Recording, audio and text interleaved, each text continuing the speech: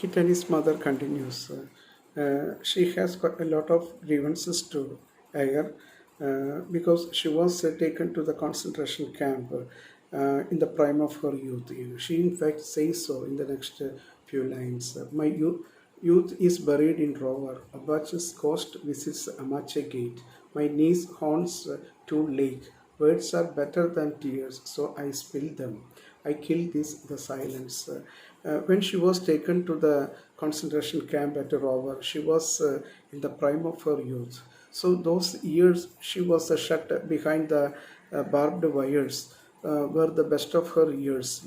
So naturally, there is a very reason for her to be very angry at the American government, and she cannot help but express this to the commission, who was a representative of the government there. And this is not a case of Kittani's mother alone. Her aunt, Obache, in Japanese language means aunt. Her ghost, in fact, appears in Amache Gate. Amache Gate, of course, is another place notorious for the concentration camps held during the Second World War. And her niece often visits two lake. Haunts is the word used by Kittani's mother. Usually, we associate this word haunt only with the ghost. So these were the people who got killed in concentration camps, Amache Gate and two Lake. One her auntie and the other her niece. So great injustice were done to many people.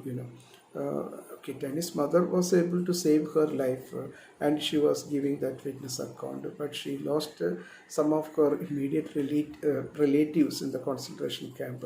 So all this anger, in fact, come out when she speaks. And she in fact says that words are better than tears, so I spill them. She was not timid enough. She was a courageous person. She, in fact, withstood all these atrocities in dignified silence. That speaks the volumes on her mental courage, mental toughness. But she was not a coward. So she is not in favor of crying away her griefs. So words are better than tears, so I spill them. So she wants to speak out her mind. She wants to lash at the government and their policies during the Second World War. And only now she did get a chance to air those views. All these years she kept that dignified silence. She did not, in fact, speak her mind out to anyone, rather unnecessarily. But this is the official time she has got to express her grievances and air her views on what happened to her during the Second World War, and she was not mincing any words. She in fact comes out with all the guns blazing while giving that witness account in a very bold manner, and she earns our respect when she does so.